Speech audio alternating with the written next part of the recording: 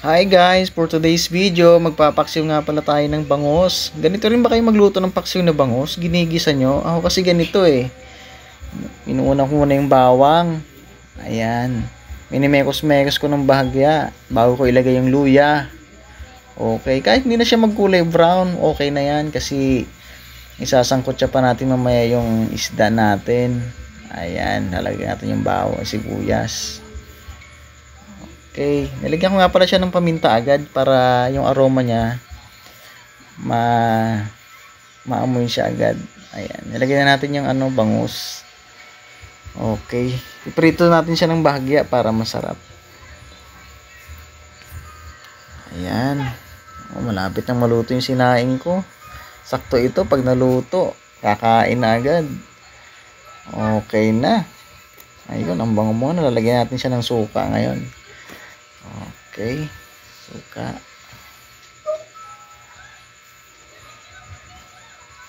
Yan. Tansyahin lang natin yung asin guys para hindi masyadong maalat. Lagyan din natin siya ng yum.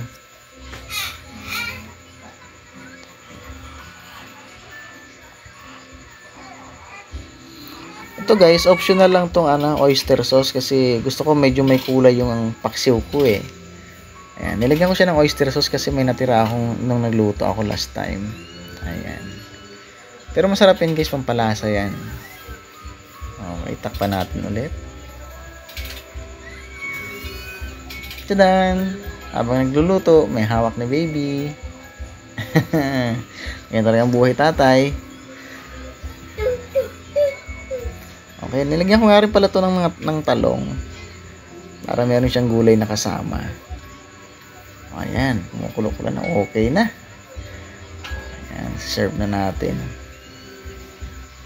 Subukan nyo guys, masarap to. Merong oyster sauce yung pinaksiw na bangus. Kasarapan nga lang pala yung laki ng bangus yan guys, ng niluto ko. Okay, ayan, titikman na natin.